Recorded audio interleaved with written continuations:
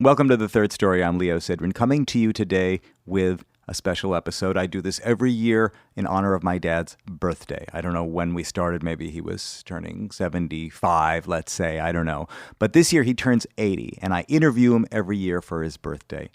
Normally, I'm in the same room with him. I get to be with him to celebrate his birthday. Every August, I go home to Wisconsin from New York, where I usually live, and we have a conversation. But this year, the stars did not align. I wasn't able to go be with him in person. So we did this conversation remotely earlier today for his birthday. I wanted to do something special and unusual for him. And so we did a kind of a retrospective interview about his life, but I surprised him with some interviews and conversations with all kinds of people who have known him over the years. And so what you're going to hear now is that event that we just basically finished doing a little while ago. I don't want to preface it too much because it's a long one and it's a really special one. You know, it may be a little specific for some. And if so, I understand, and I hope to find you back here on our next episode because I've got a lot of great ones lined up and coming up soon. But for now, I'd like to welcome you into a rather intimate conversation, portrait of a man's career. This is me and my dad, Ben Sidran, celebrating his 80th birthday. But before we get started, a couple of little items of news. Number one, of course, third-story.com is the place where you can visit the entire archive, hear all of the previous conversations, not only the birthday episodes with my dad, but also conversations with many of the people who contributed to this episode today. That's third-story.com. Patreon.com/thirdstorypodcast is where you can go to throw a few shekels in the bucket if you want to help support this project. And of course, the Third Story podcast is made in collaboration with WBGO Studios. Visit wbgo.org/studios to find out more about all their award-winning content. Also, my dad and I are going to be on the road at the end of August and early September. Visit bensidran.com to find out more about his live dates. And as if that weren't enough, one more special item of news, the official Ben Sidran songbook, The Songs of Ben Sidran, 1970 to 2020. It's volume 1 because who knows, maybe there'll be another volume in the future. That is now available for sale. You can buy it on Amazon or directly from Ben Sidran on Bandcamp. Find out more at bensidran.com. Here's my birthday episode with Ben Sidran. Uh-huh. Aha. So let's see. Boy, your studio looks nice today. I put all the nice things behind me. Oh, do you? So like just out of the frame, it's a disaster? Chaos. Chaos. But, you know, because nobody sees outside. Nobody sees anything anymore. No, nobody sees. Yes, we can get into that if you like, because I have some thoughts on that. Now, you can't be moving things on the desk. I can't be moving things on the desk. Because the microphone is over there. I'll move this stuff over here. Yeah. Okay. How do you feel? Let's start there. I mean, you don't have to get into all of the specifics, but how do you feel about turning 80? Is this a thing that you're thinking about? Does it feel like a major event? I can't stop thinking about it. I've never had this experience before with the birthday or even with a graduation experience or anything like that. It's really, 80 is this profound experience. I don't feel 80. It's not feeling 80. I don't feel any different than I felt at 75, but I'm thinking a lot about it. So how do I feel? I feel good. I feel okay. But it's strange because I've never had this experience before. The last few times I've called you, you've told me that you are working on perfecting the one-man hang, the solo hang. Yes. Well, this is the theory. See, so I had this theory based on my whole projection of space and time as taught to me by the jazz life, the jazz experience, that it's all about the hang. That jazz is really about the hang. And by that, I mean, it's social music. And, you know, traditionally, people were very deeply involved with hanging out with one another. And that's where the music came from. Now, obviously, not so much. The hang is more difficult to commence. And it seems to me like we're in a very interesting period. The panic is on. Mm-hmm. The panic didn't used to be on. I mean, you can go back to the 50s when, you know, pop music was How Much Is the Doggy in the Window, but you still had Art Blakey and the Jazz Messengers. See, and that kind of put a Band-Aid on the panic. And plus, it wasn't that expensive to hang. You could hang for $1.50. Now the panic is on. Poor folks panicked, middle class, everybody's panicked. Billionaires are panicked. They're panicked. Everybody's panicked.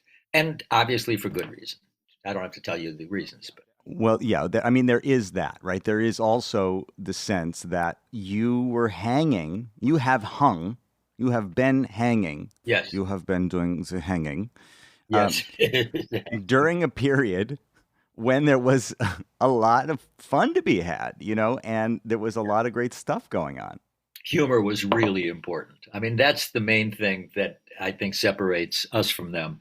Those guys really had a good time. In spite of, it's the Johnny Griffin thing. In spite of conditions, that was the definition of the hang. Yeah. Jazz is music made by and for people who have chosen to feel good in spite of conditions. So the conditions were serious. I mean, it was like the nuclear thing. People were afraid of being blown up in an atom bomb, but still, it's different, man. The world's on fire. There's not enough water. The Supreme Court is corrupt and kids have automatic weapons. So the panic is everywhere. Everybody's got this panic. And so it's ruined the hang. That's why you are working on the one-man hang, last man standing hang. Last man standing hang. That's right. So traditionally, the hang required a rhythm section, at least a few guys who could agree on where the one was. Yeah. Or argue about it. But interact on the question. Now that social structure is just gone. It's been hollowed out. I really, I don't feel it. It used to be all about humor. Now, with the panic being on, as I've said, it's about monetization. It's about all these other things. But the core society, where people identify with each other as, let's just say, outsiders, because that's the best hang. The best hang is when you get a bunch of freaks together who don't have a place in the above world. They can hang. There's nothing wrong with a little alienation. You got to get some people who are alienated and who have this kind of living in the trenches humor. That's the jazz hang, or was. I'm so glad that this is what we're talking about. I also wonder, before I move forward here, if you believe that our memories are to be trusted as we live our lives and look back on where we've been. Are we really able to trust what we think we remember? I mean, maybe it doesn't matter because, of course, every time you remember something, you're kind of writing over it or adding to it, collaborating with your own memories. But do you think it's possible to truly remember? And in fact, I guess as a second question, I mean, do you even feel like the same guy that you are remembering that you were before? Or does that feel like a different person? Well, see, this gets into the concept of different kinds of memory. There's sequential memory, which is, yes, I went to the store, I bought a package of chewing gum, I came home, I opened the package, I had a piece of gum. Did that happen? Well, we can argue about that or not. And then there's emotional memory. What did it feel like to go to the store and buy the pack of gum? And what did it feel like to choose that gum? And what did it feel like? So I think the answer to that question is sequential memory is always a suspect. There's no question. We reinterpret it every time we open it up. But the emotional memory, I think, determines who we are, because every step along the way, that feeling affects all the hormonal soup that's running through our bodies, and it really builds us as creatures. It is who we are. So we are. That's, I used to say that about jazz musicians. They are the takeaway. It's not the music that's the takeaway. The musicians are themselves the piece of work. Well, we always say that. You transform yourself by playing the music. And so if you're transforming yourself by playing the music, then the self, the person, is the work of art. It's the work of art. And there's a parallel thing going on. When you talk about memory, you're really talking about time and how time moves. And as we know, time exists in people, not outside of people. Time exists in our experience of time. Yeah. Or as I like to say, we don't move through time, time moves through us. And as you get older, things really speed up. Yeah. I have this little thing where I put my vitamins in for each day, and I'm filling that all the time. I Yeah. can't. What? I just filled this yesterday, and I'm filling this. But it wasn't yesterday. It was a week ago. It was the week ago. The reason for that, they theorize, is that because as you get older, a week is a much smaller percentage of your life than it was when you were 6 years old. When you were 6 years old, 1 week was a big chunk of your life. So, of course, it took longer. So, when we talk about memory, we're also talking about, well, you asked the question, do you even feel like the same person? We're really trying to remember ourselves Yes. throughout this whole thing. Yes, that's right. But I'd like to try. I'd like, for the purposes of what we're doing here today, I'd like you to try. So, for starters, you leave your hometown of Racine, Wisconsin, and you arrive in Madison to go to the University of Wisconsin in what year? 1961, I think, if I remember correctly. And you're playing music, and from day one, you're playing music, and you got interested in writing when you were there, right? You got to college and you were writing. Yes. The student newspaper at the time was, the editor was Jeff Greenfield, who has gone on to become quite a figure in politics and writing. And he gave me a jazz column to write every week. So the first thing I did is I was writing about jazz in 1961. There weren't a lot of people writing about jazz, so that was fun. And I was, also deep into writing essays, like in my comp lit course. If I got a hold of a book that I really dug, I would launch off on some kind of a screed about what I thought the book was about. But I loved writing. Yeah. The physical act of writing, I really loved. I talked to Jeff about his memory of you at that time. My memory about Ben back then, other than that he was playing jazz on the Rathskeller every, whatever it was, Friday, was the times that I met him, was that he has an extraordinary personal energy without ever trying. There's something about Ben that is so centered and just solid, whether he's at the piano singing and talking to us, or whether it's just conversation with him. This is a guy who combines enormous creativity with a really solid sense of reality that I really admire. I got to know Ben actually in my repeated visits to Madison after I left. What he projects in his performing is, to me, a really key sense of who he is. The conversations he has as he takes you into the music and the kind of music that he plays. This is a guy who both loves the music he's playing, but also has the intellectual strength to do something very different with it. Whoa. I'm gobsmacked a bit, I must say. Well, I wanted to put that out there now because there's going to be more where that came from. You couldn't have set up our journey any better than you did, so thank you. Wow. Okay. I see where we are now. Okay. Here we go. Okay. You're writing for Jeff. He's your editor at the Daily Cardinal, and you were writing jazz reviews to start.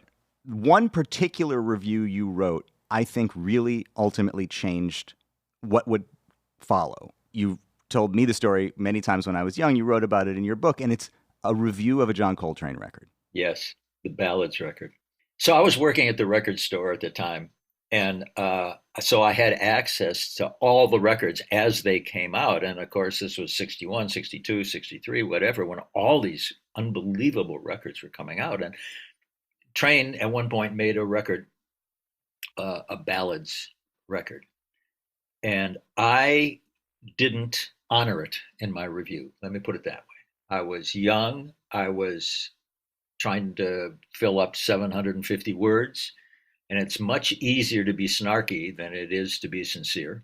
Then, subsequently, weeks or months later, I don't know how much longer it was, I was listening to records in my apartment, and I had put this record on, and I was in tears. I was literally in tears, and it turned out to be the same record that I had not reviewed positively, and I felt positively awful. I felt like I was supercilious, jejune, you can pick a word. It was not a good feeling. And I realized then that if you can't say something nice about music, you let it go, man. Don't say anything. Or if you want to comment on a piece of music, come up with another piece of music that's a comment. But that really changed how I looked at criticism and actually what being smart meant. Mm. I think up to that point, I thought being smart meant always having something clever to say. And that really got to me that, being that kind of smart isn't worth much. Yeah. Well, this helps to explain why you've been so open to so many different kinds of things that were going on and able to appreciate and value all different tendencies, cultural tendencies. On the one hand, you were kind of a serious intellectual and you were interested in being a writer and you were a jazz head. And on the other hand, when you came into contact with a crew of people who were making 3-chord rock and roll music, you appreciated and understood that that was also important. Mm. I mean, you told me that part of the reason playing rock and roll with Steve Miller and Boz Scaggs in that college rock band was appealing to you is because you could make more money playing a rock gig than you could playing a jazz gig. But on the other hand, I think there was something in you that recognized that it was important or that it was valuable or that it was meaningful, that it was something and that it was smart. In its way, rock and roll had an aspect of it that was smart. Maybe not smart in the way that reading Wittgenstein was smart, but smart nonetheless. And while playing with Steve and Boz was rubbing off on you and having its influence on you, you were also having a kind of quiet influence on them. I talked to Boz Scaggs about what kind of influence you had on him. Ben and I certainly have a lot in common in our musical. Well, he turned me on to a lot of stuff too. He played me my first Horace Silver records because he knew that I was going to connect with Horace Silver, and sure enough, that he opened a lot of doors for me at a time in my life. I was all ears, and Ben was there with the songbook. Yeah, well, that's true, man. That goes back to the idea of the hang. The hang means you're sharing the music that means the most to you with the people who mean the most to you, because you want them to experience it, but you also want them to experience you. And so that's part of how we told each other who we are. I mean, interesting. I remember also, Boz was strictly a 3-chord guy then. I mean, now when you listen to his music, it's so sophisticated. I mean, his harmonic concept is wonderful. And I remember showing him some chords, some voicing, some stuff, just jazz blues type of things. And as he said, he was all ears, man. Boz was all ears. Boz still to this day is a seeker and a searcher and somebody who is on the path of righteous music. Yeah. I mean, you can't predict how anybody's going to go down the road 50, 60 years later. And I must say, I'm very moved by who Boz has turned out to be. I think, listening to Jeff and Boz, it's like a faceted stone that's been polished. I mean, their being is more focused now. Yes. Back then, we were all scattered. We were young. We were kids.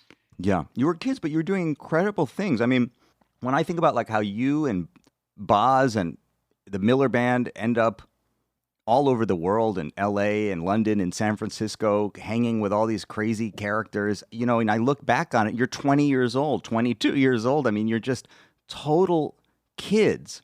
And you were bumping up against other kids, you had told me for years about the experience of meeting Jann Wenner right when he started Rolling Stone. And the idea that maybe you were going to be a part of that experience for a minute. Right.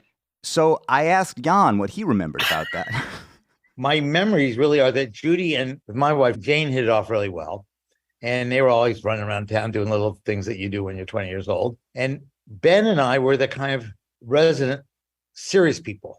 I mean, he was educated. Yeah, I think he had or he was going for a doctorate or whatever.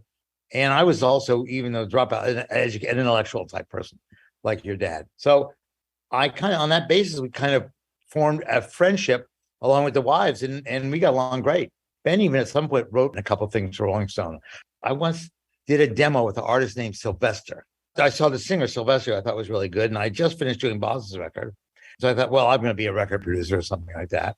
I put together a band and Ben was in it. I was late, came from the office. I realized I just wasn't going to have time to do this by the end of the session.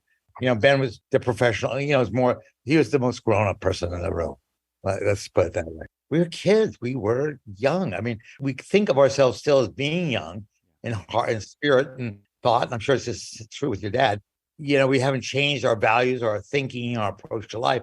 Certainly physically we've changed, but those were other days when youth had all the energy and no perspective or something. I mean, there's a chemical basis to it all. I mean, we're all loaded with hormones and energy and all the things that go on with that, and in a fervor and a fever. It's a youthful fever. It's what Fitzgerald said, all youth is a form of chemical madness. It's true. It is chemical madness. So you don't know about it when you're doing it. You don't think those ways. You don't think in those terms. Now we can look back on it with real satisfaction and pride and cherish our memories of it.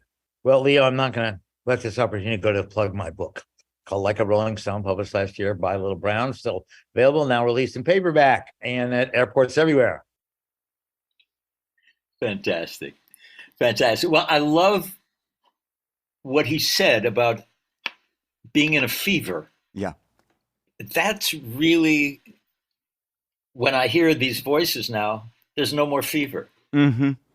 These are people who have survived the fever. Yeah. The fever took a lot of people out, but these are people who survived and were able to grow into who they were determined to become, one way or the other. Yeah.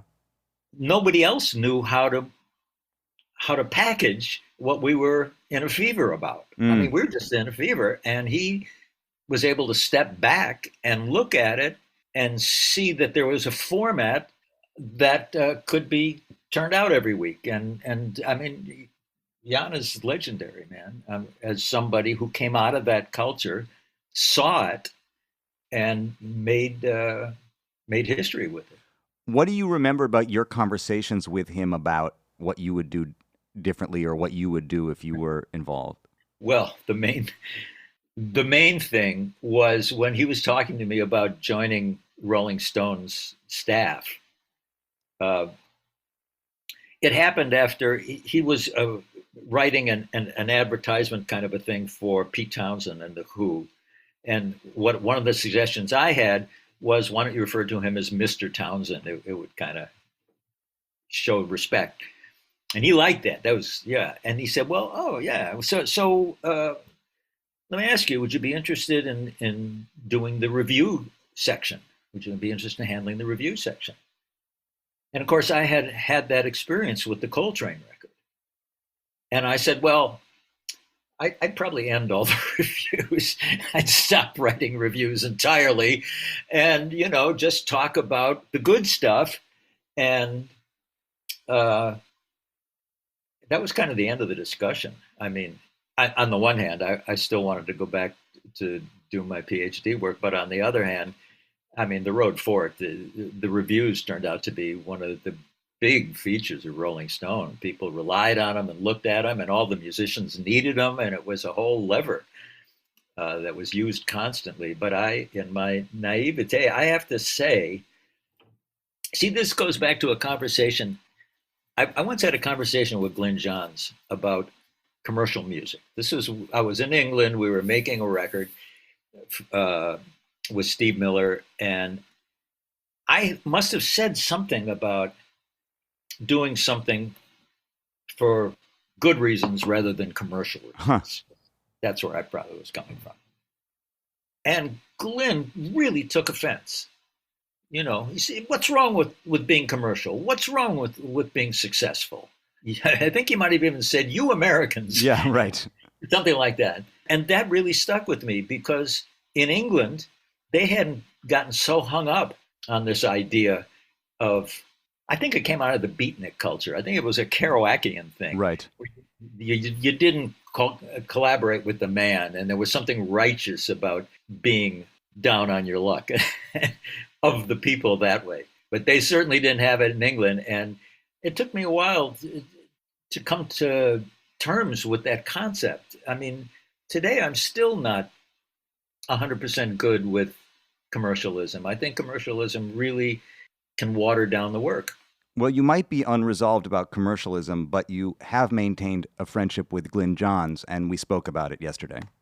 Oh, of course, I remember meeting him. The first time was on a Steve Miller album in San Francisco, where Steve brought him in, and he played brilliantly and was so easy to work with. It was a sort of natural progression. Then he came to England to go to university in Brighton in Sussex, which was not terribly far from where I used to live, and we kept in contact as friends. Oh, the one thing about the sessions in San Francisco, I'm pretty sure they were the sessions that your mum and dad got married on. I was staying in a hotel, and because I had the space, I threw the wedding reception for your dad and your mum. And I think Steve got married at the same time. It was a joint double wedding. Extremely generous of me, I thought. Obviously, that also marked how close we'd become as friends by that time. And of course, and your mum was just completely gorgeous. That much I remember very clearly. Just the easiest person, along with your dad, who's a rare breed as a musician because he's so bright. Very interested and interesting. A really unusual guy and always wonderful to be in his company. Great musician. I think I was responsible for getting him his first record deal with Capitol Records. I pitched it to whoever was head of A&R then, and he got it, which I was very happy about. And I think he probably was too. I don't know.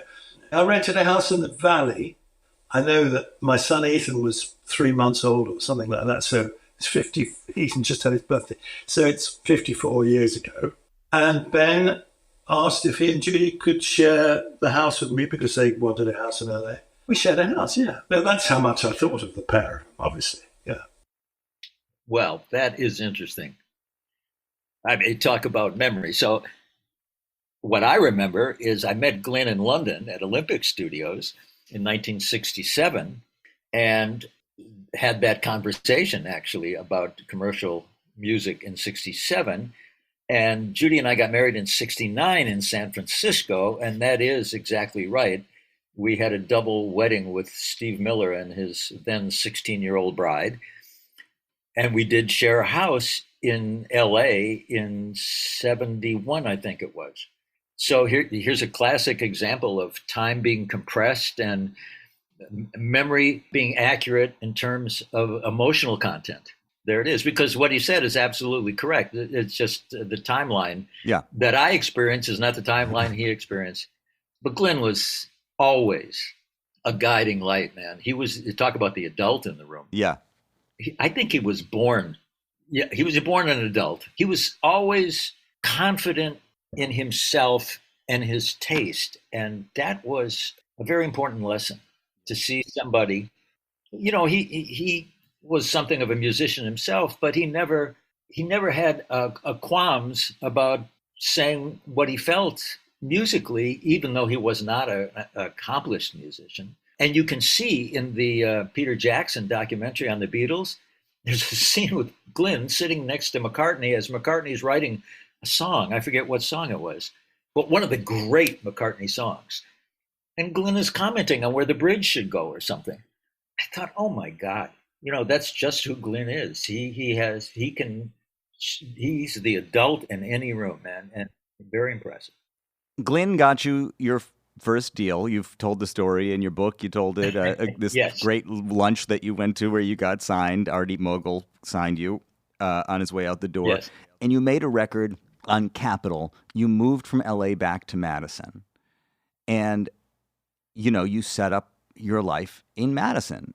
But a year or so later, you don't have a deal at Capitol anymore. The record had come and gone, and you don't really know what's going to happen. And the phone rings in the middle of the night.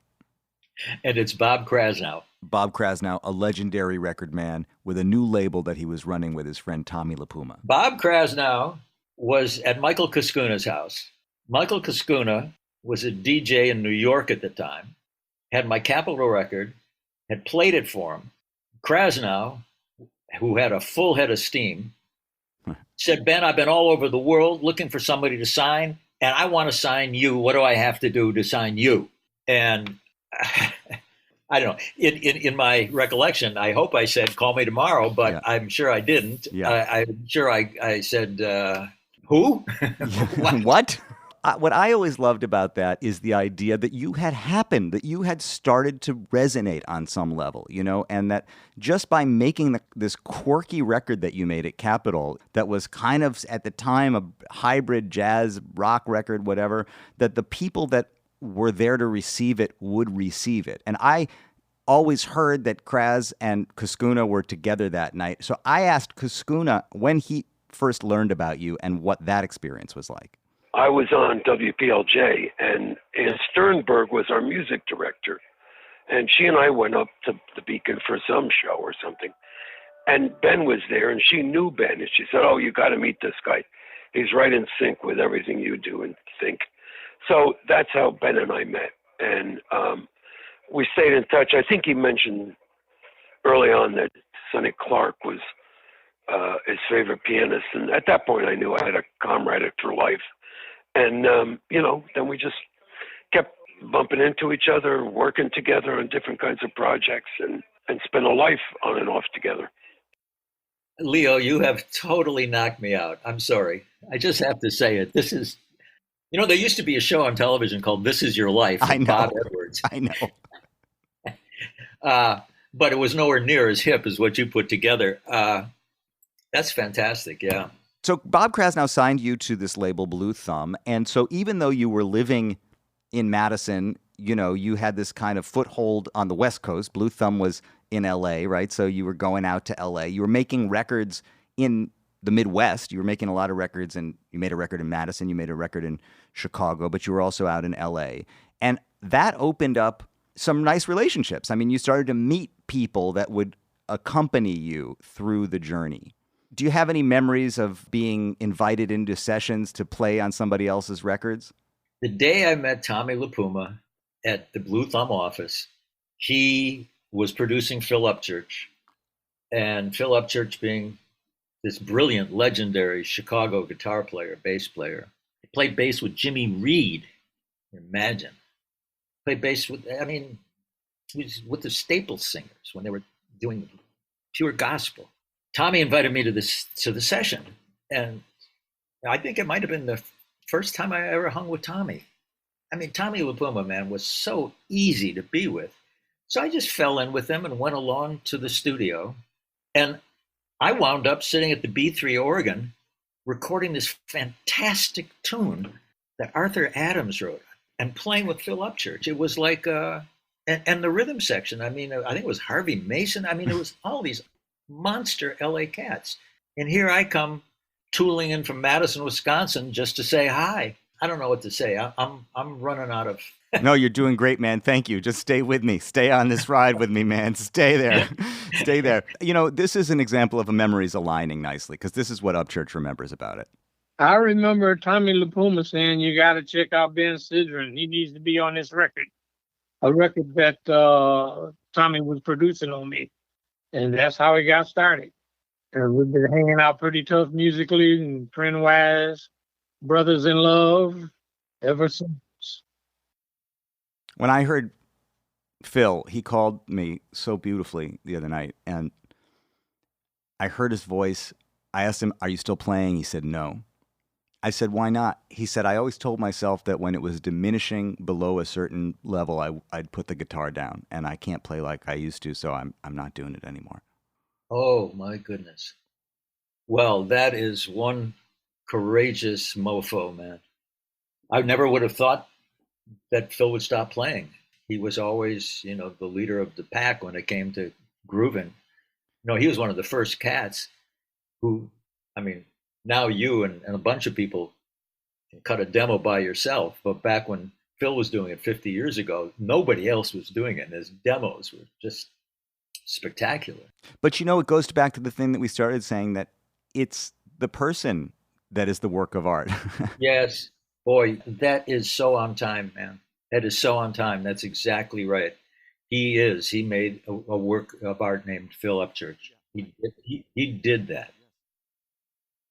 Well, I'm constantly amazed, having lived in New York, and I've said this to you over the years, that anybody chose to fly you anywhere because the coasts are so provincial in their way. And if you're not here, then you ain't anywhere. And, there were all these projects that came to you over the years that took you into all these scenes. I mean, not just into New York and into LA, but incredibly, you found yourself producing records for other people, in England and in Boston. You spent this time doing the Paul Pina record in Boston. And Tony Williams. And Tony Williams also. And that album that you produced for Paul Pina in the early 70s has kind of its own legend around it now, because although you made it in like 72, it didn't come out until 30 years later, until 2003. And it became kind of a phenomenon when it came out, in part because here was this undiscovered, unheard kind of masterpiece that had been like a time capsule waiting to be uncovered. On that album is the original recording of Paul's song Jet Airliner that was later recorded by Steve Miller. Steve had the hit with it. It became part of the sort of rock and roll canon. Most people didn't realize that that wasn't Steve's song. It was a song written by Paul Pina. But the recording that Steve heard that led him to want to record the song in the first place was on the album that you made that remained unreleased for many years. I asked Gunther Weil, who was responsible for bringing you in on that project, to tell me about his memories of those sessions. So I had produced Paul Pina's first album for Columbia, and then we had struck a deal with Albert Grossman. He had fallen in love with Paul. He saw Paul as a kind of Stevie Wonder, kind of potential talent, and he was representing Dylan and Janis Joplin and the band and on and on and on. So we thought we were in good hands. So I asked Ben if he'd be interested in producing the album, because I knew I was beyond my pay grade at that point. And he agreed, and then one thing led to another, and the album was, I think, produced in 1972. I remember some wonderful experiences of being on the date, and watching things unroll in real time. I remember one of the tunes, it was an improv. Paul was just starting to, kind of play with some Hendrix licks, and Ben ran over and turned on the recording machine, the old Ampex, the 2-inch Ampex, and captured it. And then we worked with that, basically, so that was a completely improvised first take, only take, if you will, And then just being part of that session, the music was so extraordinary. The relationships were so powerful. I remember we had the Persuasions there on the date, and Jerry Garcia playing steel guitar, actually, on the date, So, and then, the history where basically Albert basically, wanted to take the whole thing over. The whole thing was kind of set up as a kind of bait and switch operation by him. Dealing with his ego was very difficult. And I remember, I think Ben and I and Paul met with Grossman in Bearsville, outside of Woodstock. And we were also frustrated all of us, particularly Paul, Of course, what I'm missing here is the hit Jet Airliner that, and I think Ben was responsible for bringing that to Steve Miller's attention. Ben and Gary Malabar, who I think had been working with Steve also.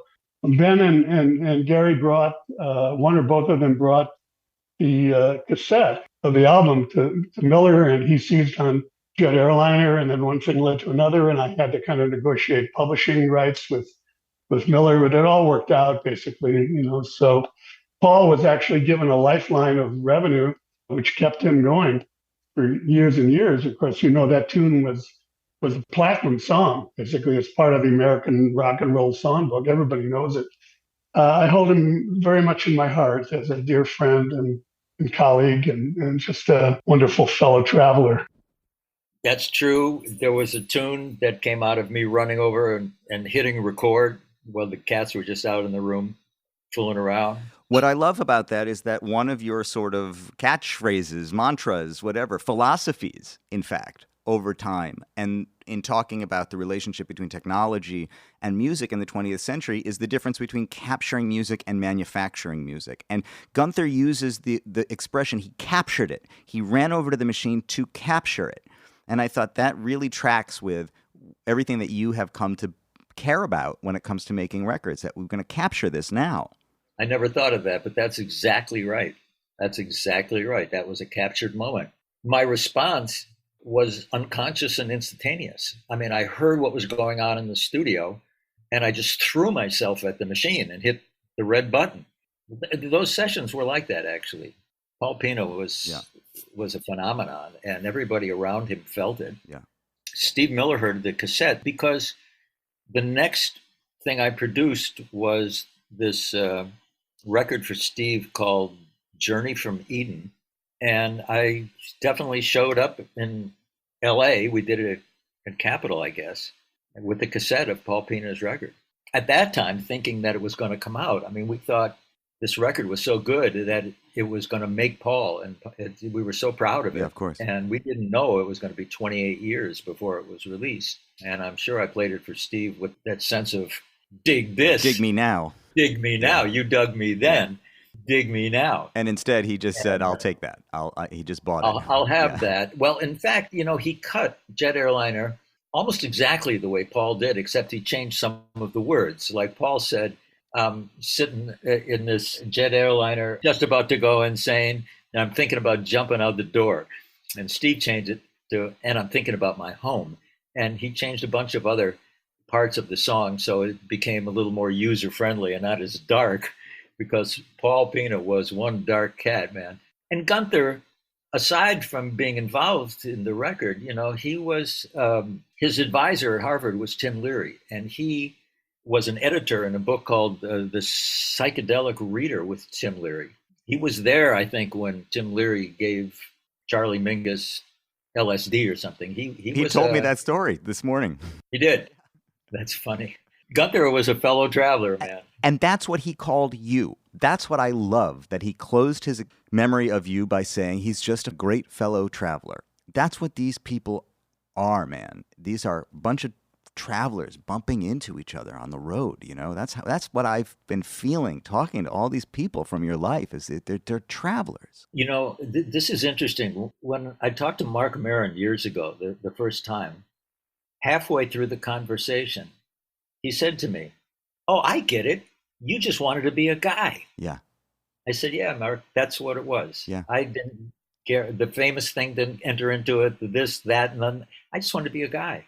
Yeah. And what it means to be a guy incorporates so much, being upright, being honest, being committed, being dedicated, being a hipster, being part of the hang, all that stuff is being a guy. But, you might not have been focused on fame, but, clearly after a series of ill-fated deals, I could see how a person in your situation would say, I got to get some better representation here. I think you had a series of lawyers that you were kind of moving through, and you needed somebody who was going to really be your bulldog. And so I spoke to your longtime attorney, Emily Simon, about working with you. Okay, you're not recording me, are you? Yes. Yes? Yes. Really? Why would you record me? Lawyers don't go on podcasts. What would you ask me? I would ask you your impression of working with Ben, what made him a unique client, and in particular, any reflections that you have on him in terms of how he set up his career, what you thought about him making his career from Madison, all those things. No. Sorry, no.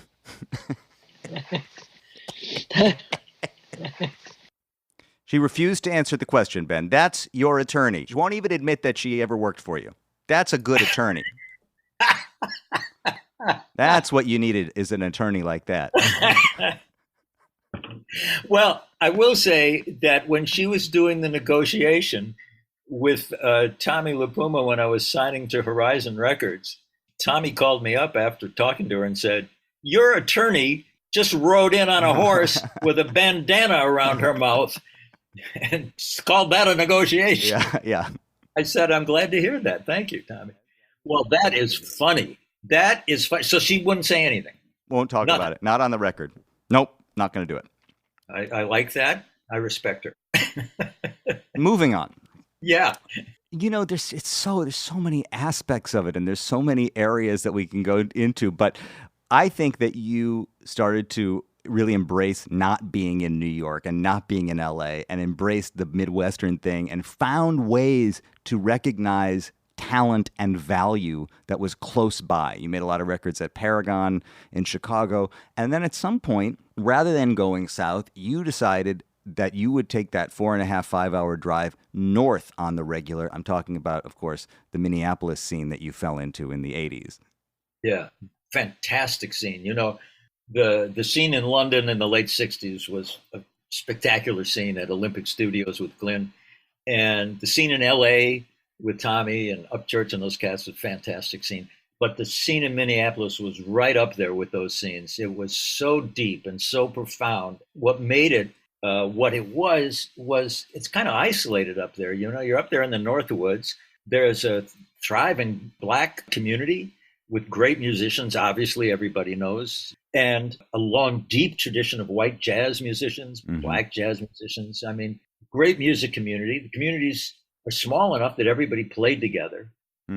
And I showed up primarily because the way I met the Minneapolis music community was through a recording engineer named Dave Rivkin, who at the time I was up there working with Billy Peterson and Bob Rockwell and Paul Lagos, was in the studio next door doing the demos for Prince. But I had met Dave Rivkin, who Prince later named David Z, out in LA when Judy and I were living there, and I was cutting song demos for a living. I was unknown and unknowable maybe, but the way I made some money was being a song demo piano player for Irving Almo. And David was also trying to write songs for Irving Almo. Anyway, those guys could do it because they had all hung together. Back then, you know, most jazz musicians really didn't play the pocket the way Clyde Stubblefield played the pocket, for example, you know, the James Brown pocket. When I got to Minneapolis, I found great beboppers who also could play that pocket. So I got to Minneapolis, I met these characters, and I say characters because aside from being really sophisticated musicians, they were like Northwoods, they were outdoorsmen. They were. That's what's incredible is the music is so sophisticated, and when you just hear the voices, the Minneapolis voices, you know, and the familiarity, the comfort, but that sound, I mean, it's really a specific thing. It's home. Dr. Ben Sidran, our best friend in the world, mentor to me and you. I can't believe you're turning 80, man. This is not correct. How did we get this old? I know how we got this old. We're still doing the same thing. We want to just say how much we love you, man, and happy birthday to you. And the philosophies you've taught us has been immense. And we got one that we remember that we live by, which is what you stumble on is always better than what you're looking for. We live by those words, Doc. Happy birthday, brother. Happy birthday to you. Happy birthday to you. Happy birthday, dear Benny. Happy birthday to you. Love you. That, of course, was Ricky and Billy Peterson of the Peterson family. Yeah, that tells you everything you need to know. That tells you what you need to know. There they are, man. They're the cats. Yeah, we've had just amazing times, as you well know, because you grew up at the time when I was hanging with these guys, and they had a strong musical influence on you as well. They really did. And I start to understand as I relive this. I mean, of course, now we're essentially in an era in your life in which, in the 80s, where I sort of roll in. And I admit that everybody I talk to, more or less starting in this time frame, remembers me in the corner. You were there. You were there. I remember. That's when I met you. Oh, you were sitting there. That became part of what you were doing, is you were rolling in with your kid, and that there was like a real family element to what was happening, a grounded aspect to it. I think that really struck the music community, the fact that I was traveling with you, and I made it a point to travel with you simply because you were into it. I mean, if you weren't into it, you would have been off somewhere else, but you really loved the music scene. Yeah. And it turns out you also have a gift for music, but that at that point, you loved the scene, you loved the characters, they loved you. Well, as you say, your willingness to bring me around with you, and also to proudly set your career up from Madison, choose not to be in New York or LA, choose to do it on your own terms, clearly had an effect on people that you came into contact with. One person who I talked to has a vivid memory of seeing how you had set your life up and being influenced by it was our friend Peter Gilbert, who went on to be part of the team that made the movie Hoop Dreams that you did the music for. And I talked to Peter about his impressions of seeing how you had set your life up. So one of the things that Ben taught me that was really changed my life was I was living in LA and I came back to Chicago to do a little piece with a bunch of friends for the Museum of Contemporary Art in Chicago, like a commercial for them. And so we put together this sort of crazy little piece.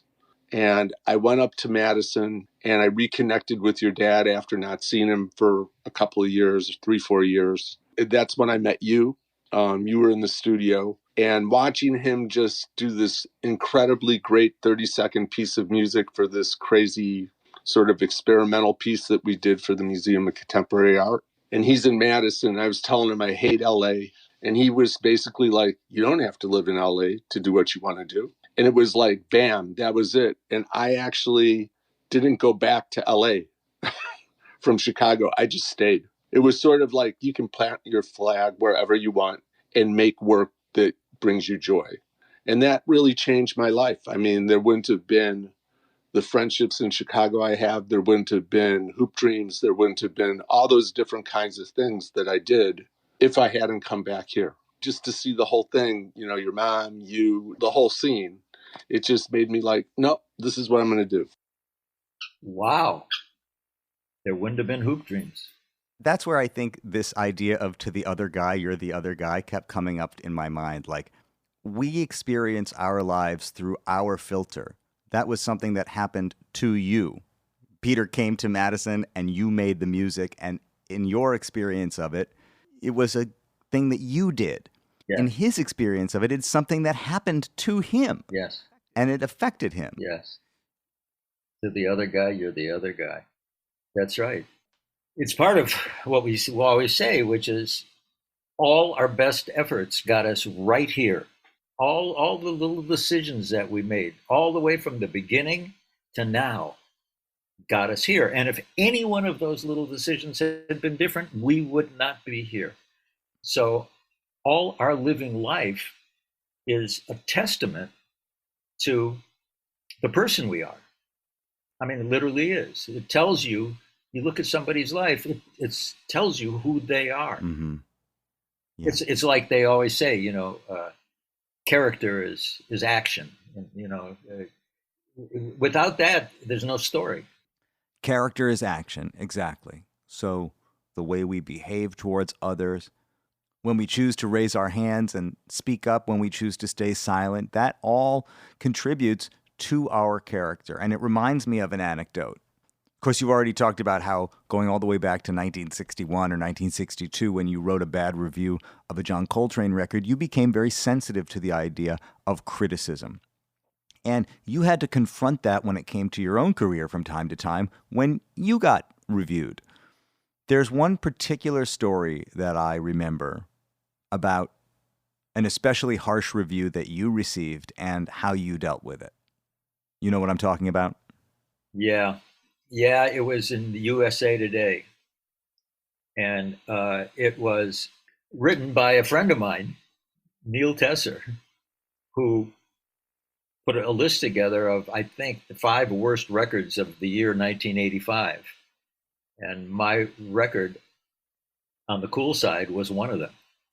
Because of that review, the record label, which was Windham Hill at the time, stopped promoting the record. Just flat out stopped. I think they had never had to deal with a review like that. And they didn't know what to do. And also they were a little vulnerable because Windham Hill as a label was really taking a lot of heat for the new age stuff that they were putting out. And they were very sensitive to negative reviews. And I think that you're absolutely right. This is an example of that Coltrane review coming home, but it's also something that people in the media are not that aware of. Neil at the time said, "Oh, hey man, you know, it was just a review." And I said, "Yeah, but you know, it really had an effect on me." And I not because you said what you felt, I'm glad you said what you felt, but your saying it had an effect on my career. I think that meant something to Neil as well as to me. I know it did.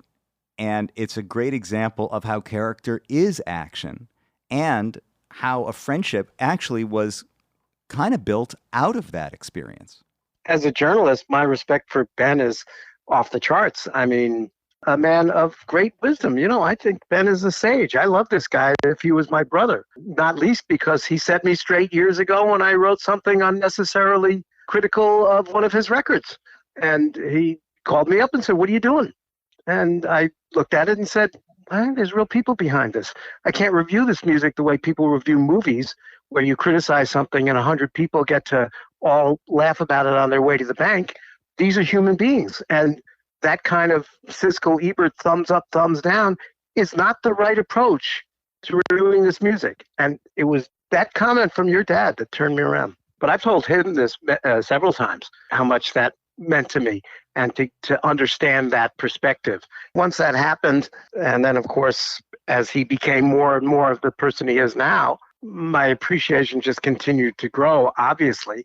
And I was actually quite happy that he wanted to talk to me and seems to think of me as somebody of some consequence. I'm not idolatrous in that sense, but I felt honored that he's happy to see me when I walk into the club, because I feel that kind of kinship and friendship with him. It was important to me that his continuing wisdom as the years have developed, and pretty much any conversation I have with him, as I don't have to tell you, is just inspiring, you know.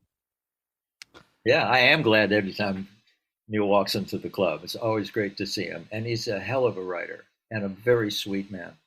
I said to him, to put Ben's record on the worst list, to me, shows what a fan you are of his, because we all know that you could find some terrible records. But to choose an artist that you like and put him on the list, it's a kind of a sign that you care about what they're doing. That you care. That's right. It is definitely a sign of caring.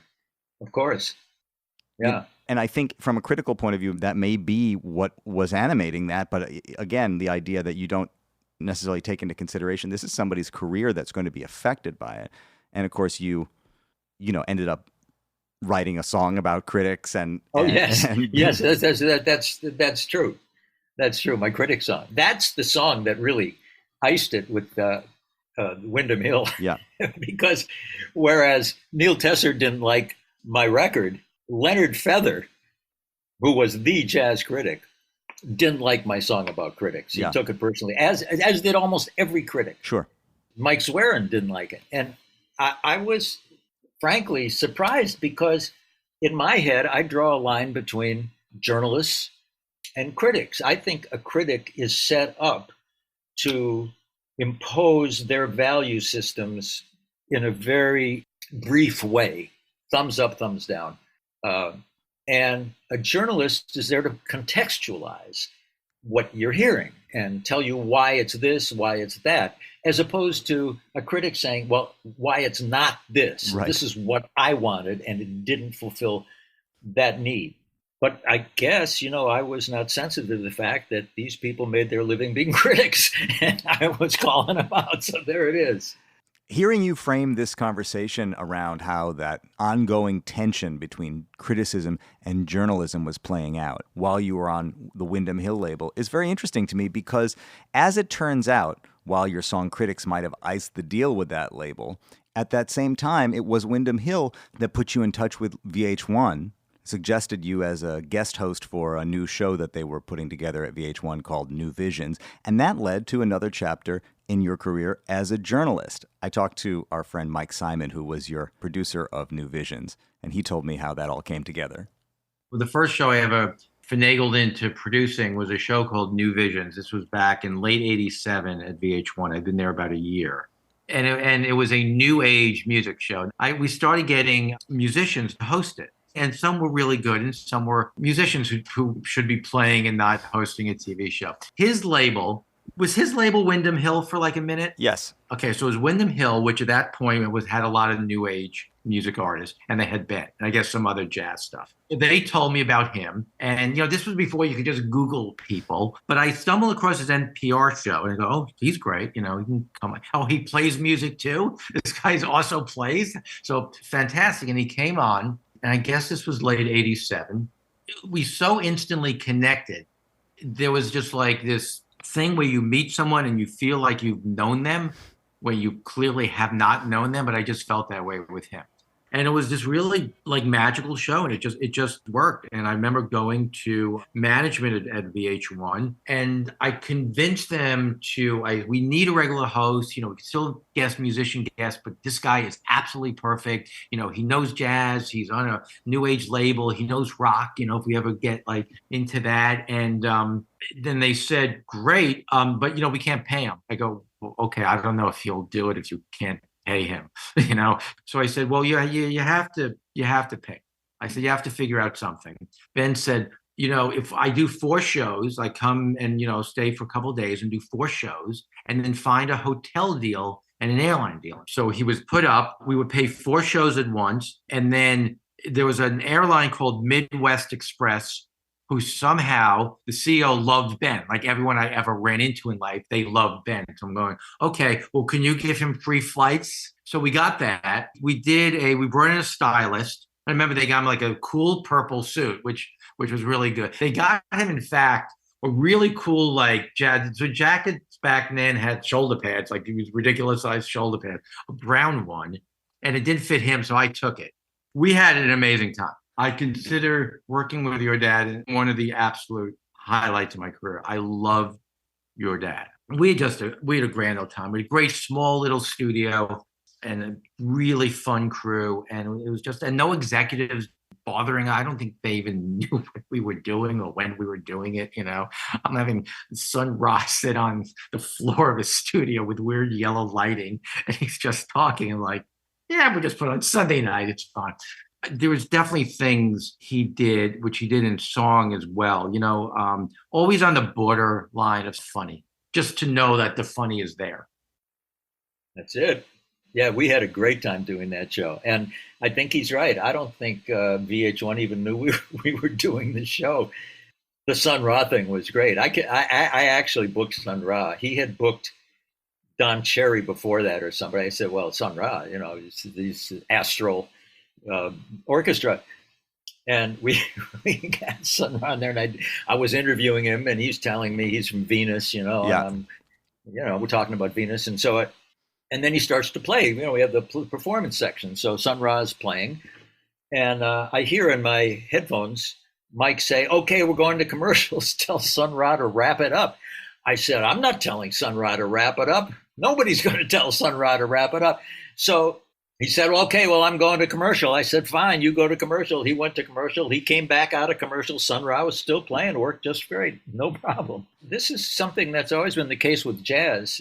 The people who get jazz and who love jazz are, frankly, a particular kind of person. It's really not for everybody, and it never was. And every time some company or somebody thinks that they can make money with jazz, whether they're a club owner or a promoter or whatever it is, invariably it spins out of control and the money doesn't show up and jazz suffers. Yeah. It was an example of that. It was too bad, but boy, I think we did that show for 2 or 3 years and it made history because ever since, it doesn't go a few months when I don't meet somebody who says, man, I grew up on that show. I remember when you had Freddie Hubbard on it, whatever.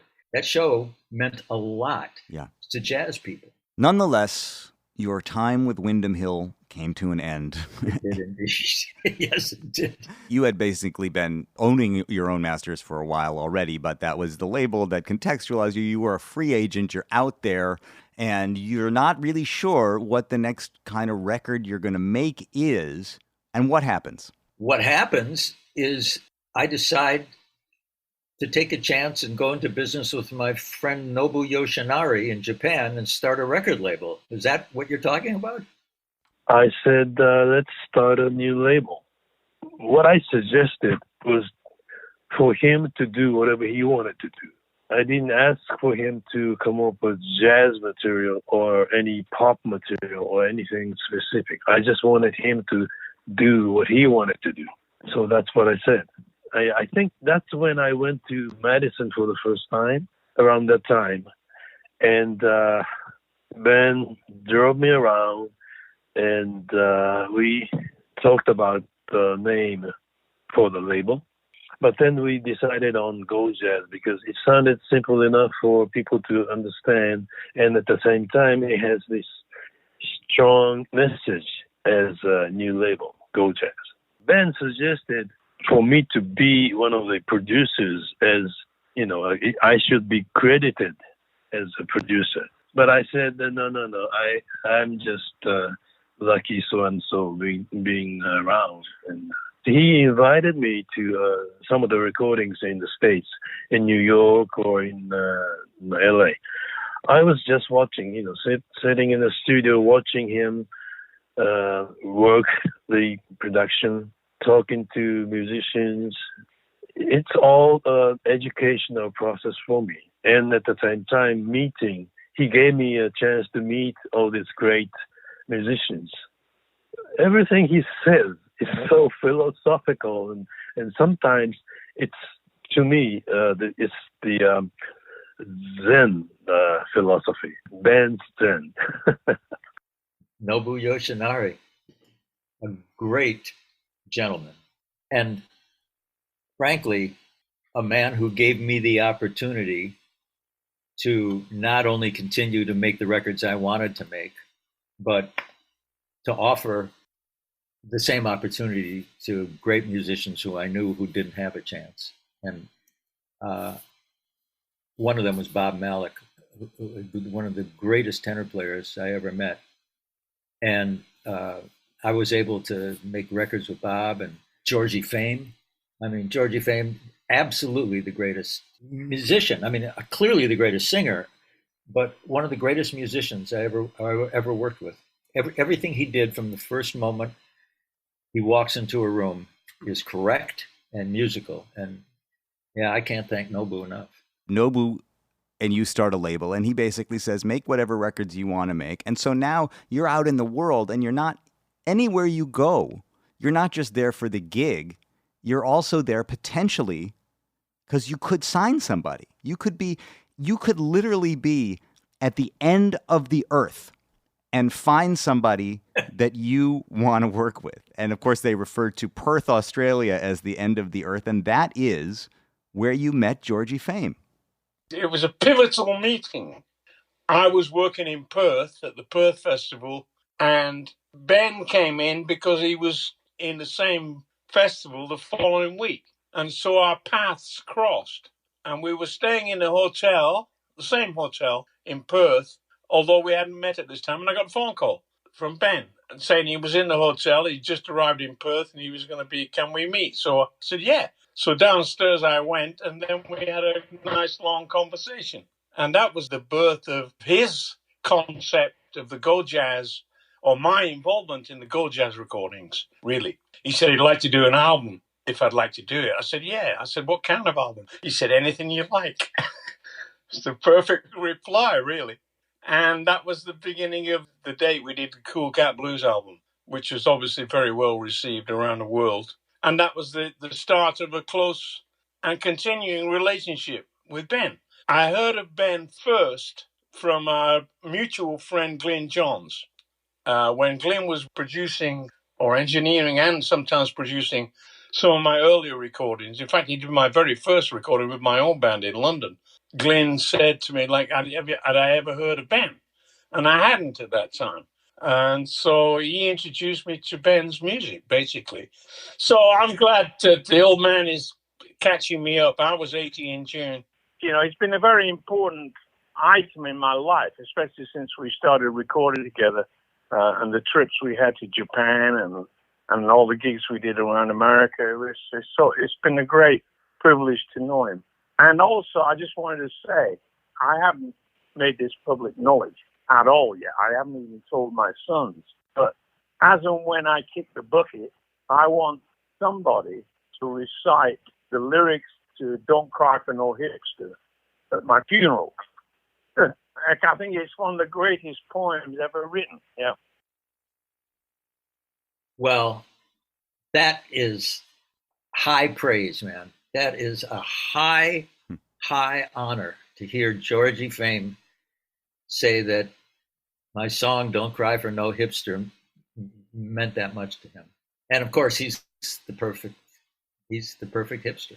Georgie Fame is it's hard to put into words because, we talk about authentic, what it is to be authentic.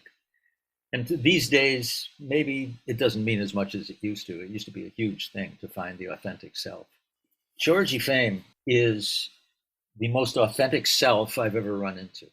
He is 100% himself. He's not just who he is, but he's so good at it that he makes you want to find yourself. Yes. He makes you want to be that good about being yourself. I have the highest regard for Georgie Fame. I'm very flattered that he said that. Thank you. Georgie Fame is indeed the ultimate hipster. And you wrote your song "Don't Cry for No Hipster" 10 or so years ago, thinking not only about Georgie, but some of your other friends. Tommy LaPuma, I think, probably most of all. You sang it at the memorial of your late friend Peter Straub last year, and he was another great hipster.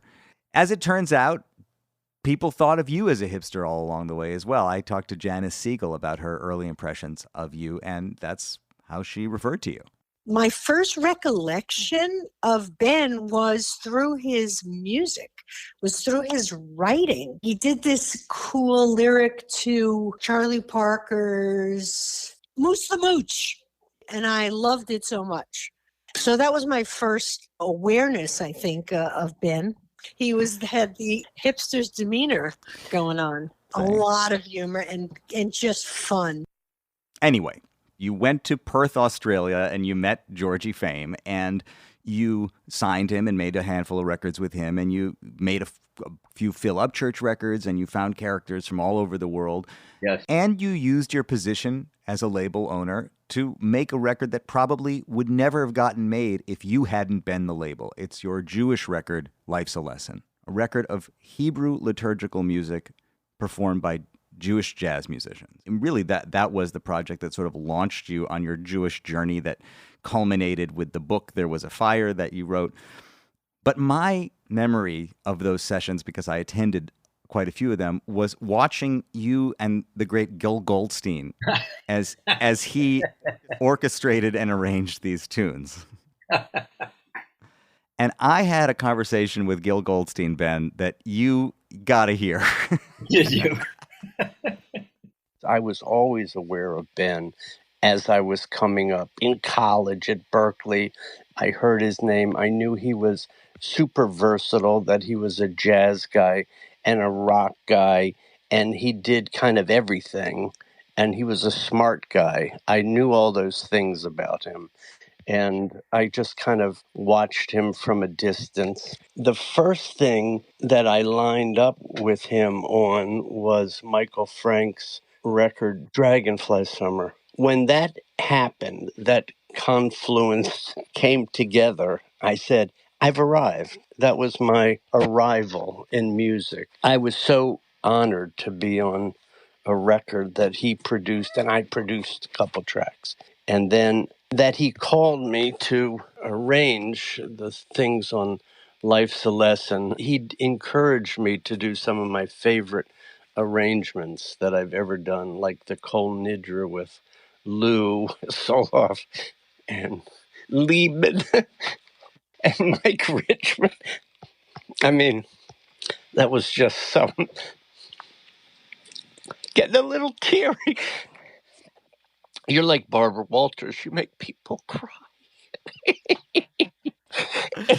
I'm like her in a lot of ways that you don't even know, Gil. Oh, I don't want to know. I don't want to know. But, all right. So, all right. I got through that little thing, Kol Nidra. And then, I have to say, his interviews, I mean, forget about it. Only matched by Leo. You too. Bring it out of the people. You can make them cry. I think that's a good quality. There needs to be more crying in jazz. Amen. There needs to be more crying in jazz. Ladies and gentlemen, Gil Goldstein. There he was. Oh, my goodness. Oh, what a character.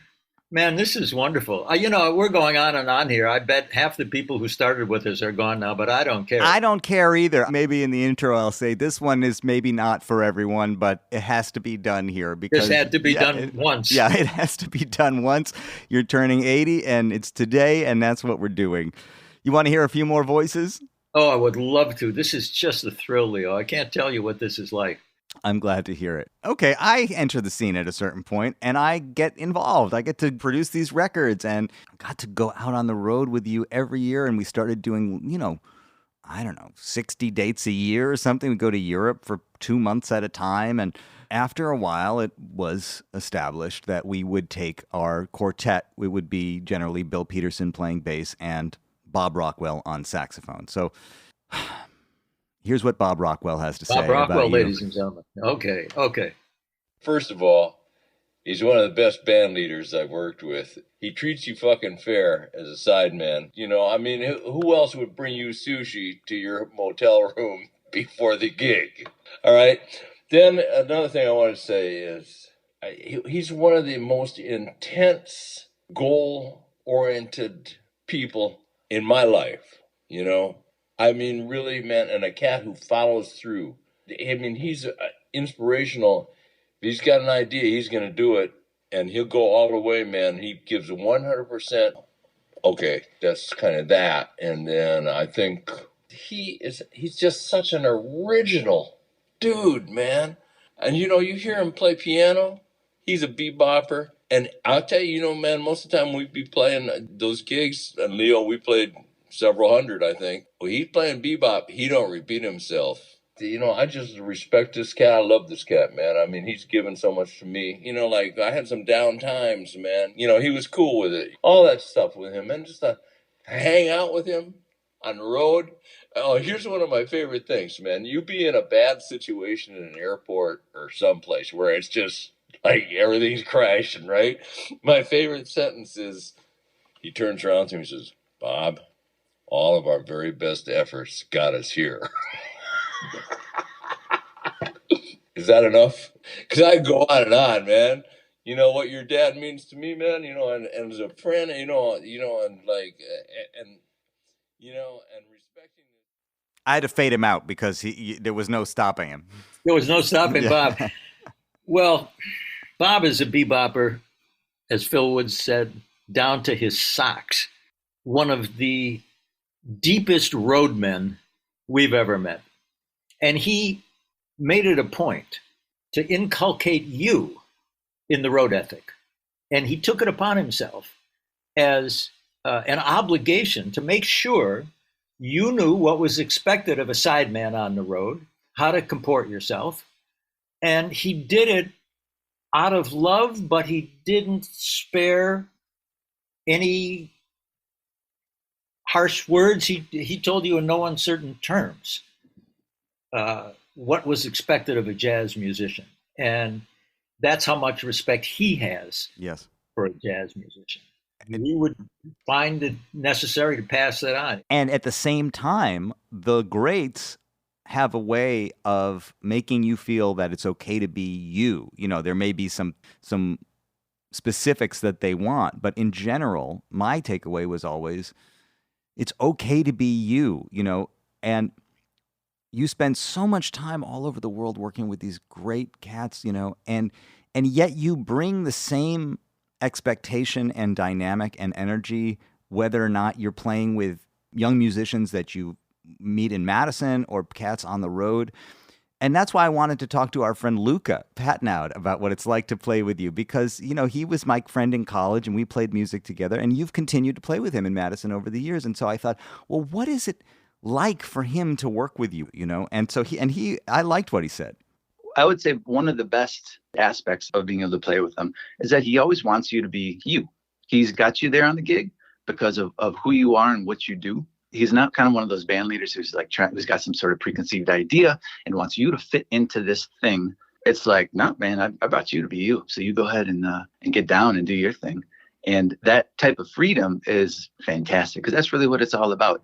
That is actually what gives you the ability to have a kind of more clear channel so that when ideas are coming through, you can just kind of go where you want to go rather than have that sort of like little voice in the back of your head, like thinking, that's not hip. That's not the thing you should be doing this thing, that thing, or whatever. It's when you have the freedom, when you are sort of encouraged to be in that free space, there's nothing like it. That's really where the high vibrating stuff happens. And what's really also beautiful from my point of view is that I'm always getting kind of another reason or more ways to put it, how this music and what we're doing up there, why is it relevant? You'll get it from point of view of like of a poet, Garcia Lorca, and talking about being on the edge of the well and the duende and this kind of thing, or Sisyphus rolling that rock up the hill, and it's picture him happy, and it's like, it's like, okay, now we're going all the way back to ancient Greece or back to the caveman dance. You know what I mean? It's like, yeah, and guess what? This thing that we're doing right here, it's been the same all the way. Little details are different, but the same vibe, the same reason, it's getting down to the essence of things and getting in alignment with that. And that brings us back to kind of reminding us who we are. That's been kind of like the crux. And I haven't gotten that really from anybody else. And it's just incredibly unique. Musicians tend to say the music doesn't belong to anybody. It passes through us all. Train said that. In my conversation with Miles, he said, oh, man, those guys, he was referring to Bird and Dizzy, man, they really turned me around. And I said to him, well, how did they do it? Yeah. And he said, they let me know it was okay to be who I was, to be myself. So it's the quintessential message, man. Yes. It really is. And it's passed down. And until you get it, you don't get it. And Luca's got it, man. Luca is himself. He can't help it. But yeah, we are connected. We go back, man. What we're doing here. Yeah. What's so righteous about jazz in the midst? I mean, I started by saying, the panic is on, because that's how I'm looking at the world today. The panic is definitely on. But we have survived ice ages, and we have survived meteor strikes, and we have survived a lot of stuff. The panic is not new. Nah. And what's important is, I guess, to echo what Luca said, we've been doing this a long time. The details are different. Yeah. And you've written a lot of songs. You've written about it in a lot of ways, about how long this revolution has been going on, much longer than we've been alive. And you've written a lot of songs that contextualize your own music in different ways. Like Luca said, you made a record dedicated to the poet Federico Garcia Lorca. You talked about the commonalities between the blues and Cante Hondo, talked about what the Spanish idea of the duende is, all that. You made a record dedicated to existentialist philosophers like Albert Camus, and your song Picture 'Em Happy talks about Sisyphus pushing the rock up the hill, like Lucas said. But your idea of cave dancing, of gathering in caves, as the jazz club as the kind of inevitable extension of cave people gathering together to play music, that's a very seductive idea, and it was one that influenced our friend Jorge Drexler. I've been always inspired by Ben's relationship between the world of reason and the world of groove.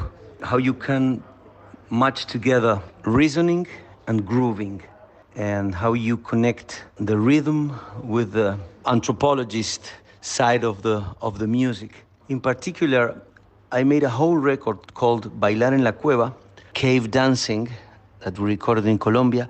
The whole idea of the record is based in a song of Ben's when he talks about the birth of groove and the history of humankind through the groove. I found it so inspiring that idea originated a whole record for me.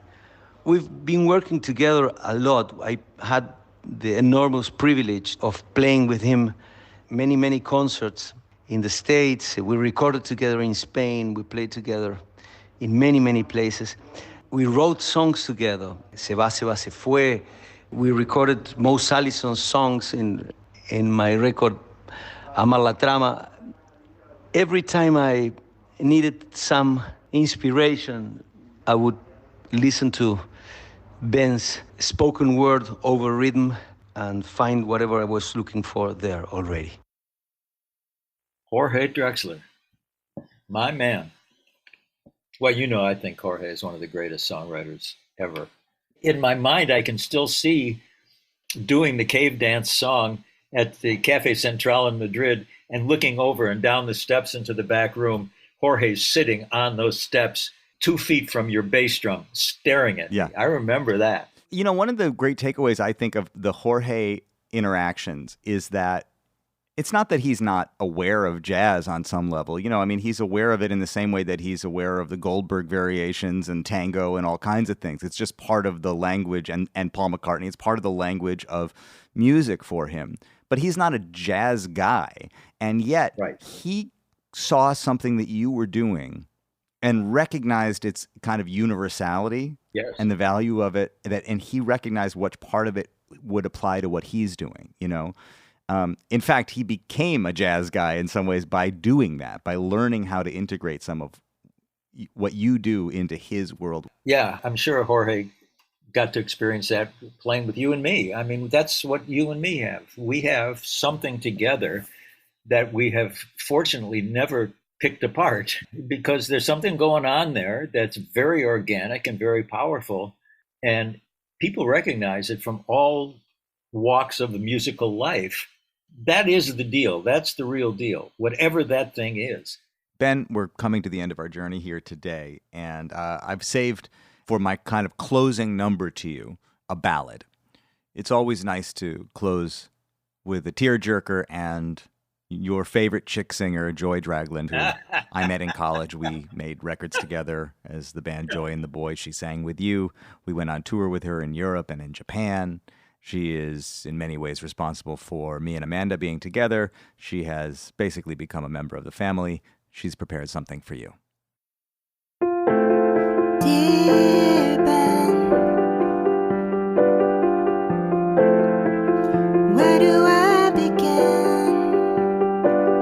I was a young girl underneath your wing, flying high. So many years go by, the gaze of a father, the feeling of a friend. You let me sing your song, you let me tag along, dear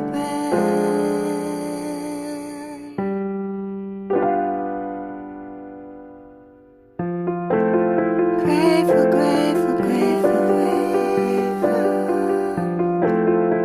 I guess that's what I am. If life is a lesson, it's one that never ends.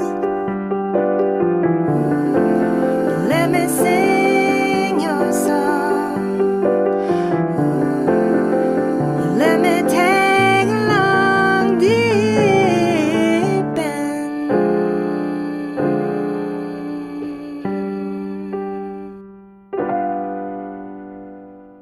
Joy Dragland, my favorite chick singer. Beautiful, just beautiful. Was she playing piano too? I think she's been getting into playing piano. Yeah, she is actually, as we speak, she is auditioning for The Voice in Norway. She's got For The Voice? She got a call Oh. back to be on The Voice in Norway. Well, Leo, I don't know what to say. This has really been a fantastic experience. And I have to admit that when I was like 8 years old, watching This Is Your Life on television, I was wondering, well, when they do me, what would it be? I have to tell you, man, I feel so worthy. That's what Mose Allison said to me once. Made me feel so worthy. Well, I think you are worthy.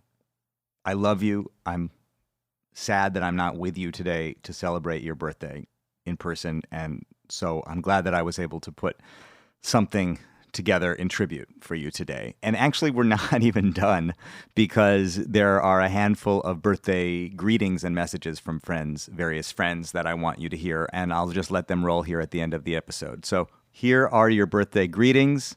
I love you, Ben. Talk to you soon. Okay, I love you, man. I love you. From Ralph Simon. Hey, Ben, if Merv Shiner at 102 years old, Ray Anthony at 101 years old, and Roy Haynes at 98 years old are still playing live jazz, bringing their creative cool to adoring audiences, here you are at 70 years and 20, revving your cosmic giggle, tickling them ivories, and constantly bringing your BBA cool to all in your midst.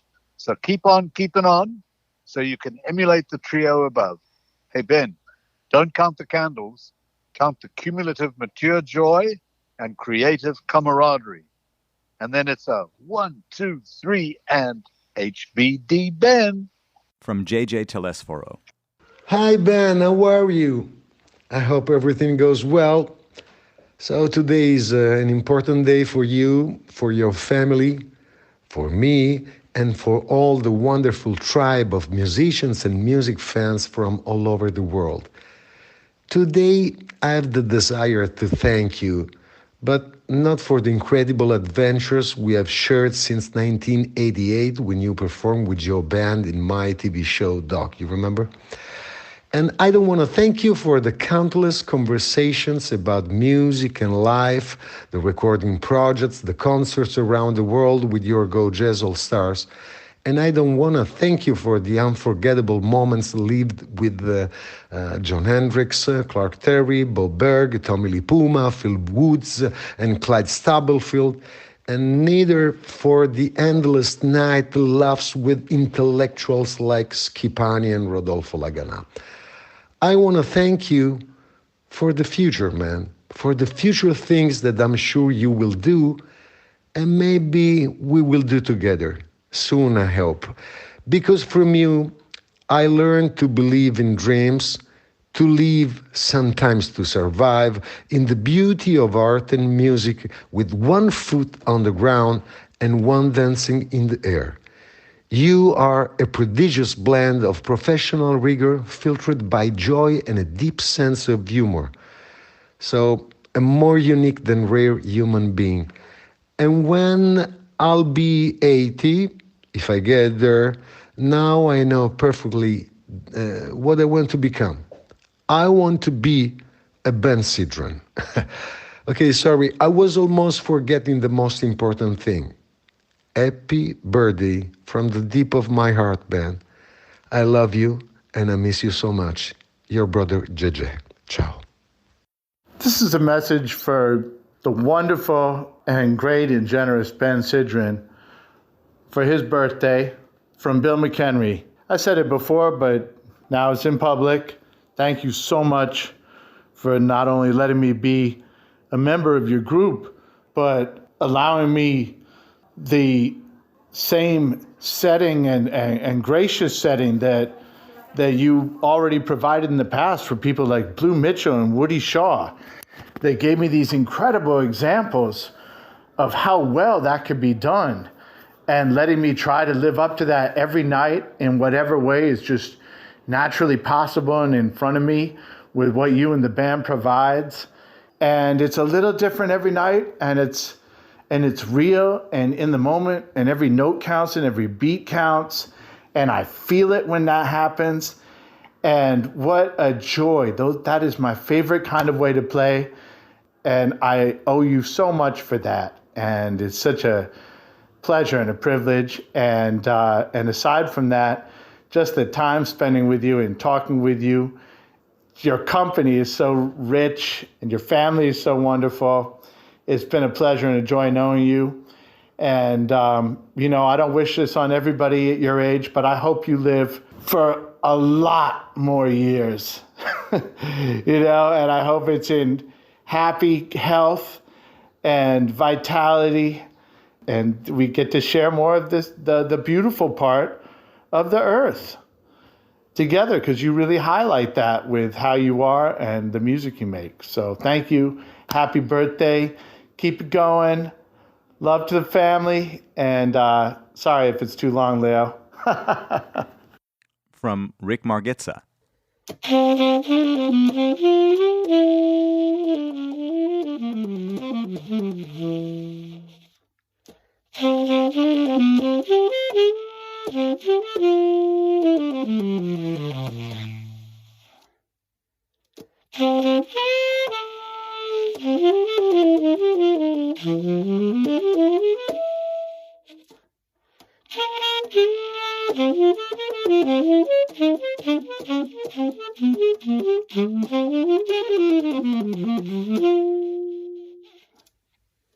Hey, Ben. Hope you're having a good day. Wishing you a healthy and happy 80th. Hope to see you soon. From Alexis Cuadrado. It's such a joy and a privilege and a wonderful experience to be with you. Anytime we hang out, we play. Every time I learn so much, and I just love you. It's so fucking great to be your friend and to be around you. 80 is the new 30, 40, 50, whatever. Your energy and your livelihood and your enthusiasm and your intellect and everything that goes along with you is something that some of us have had the privilege of experiencing. So, man, thank you for being you, and I am so grateful to be your friend, and I love you. Uncle Ben, this is Paul Peterson, wishing you the happiest 80th birthday. We love you. We thank you for all you've done for the Peterson family, and we wish you many more healthy birthdays ahead. We can't wait to see you soon and play with you again. Have a great day surrounded by people who love you. From Pierre Darmon. Hello, Mr. Sidran. I sent you this message from Paris. 80. 80, what a great number. You are one of the greats, Mr. Ben Sidran. And I measure my luck to have met you 20 years ago now. You are both a great artist, a faithful friend, and I can say, like my big American brother. Jody, Leo, Amanda, Sol are very lucky to have you by their side. So from Paris, I wish you again a very, very, very happy birthday. À bientôt, Monsieur Ben Sidran. See you in Paris. Ciao, ciao. And from James Farber. Dear Ben, James here. What can I say about a cat who plays, sings, composes, produces, writes, interviews, and hosts, all while venturing deep into the hipposphere, the diposphere, and the way-gonosphere? You are the ultimate Swiss Army knife, and each of your tools is razor sharp. It has been my king pleasure to know you since my college days in Madison, and to collaborate with you over the many years. The first record I recorded for you was Bop City in 1983. I remember you calling me after listening to the rough mixes, which were quickly dashed off at the end of the session, and said, "James, these sound like real jazz mixes to me. What else would we do to them?" And with that, following your instincts as you have always done, you issued the roughs. I thank you for connecting me to so many supreme masters of our universe, including Jon Hendricks, Mose Allison, Georgie Fame, and Al Schmidt, to name but a few. Of course, your greatest production is Leo, and I consider myself lucky to also count him as my friend. With love and respect, happy 80th birthday, my man. And in conclusion, what else is on this reel? This has been a WBGO Studios production. To learn more about WBGO Studios' award-winning podcasts, special concerts, live streams, and more, visit wbgo.org/studios.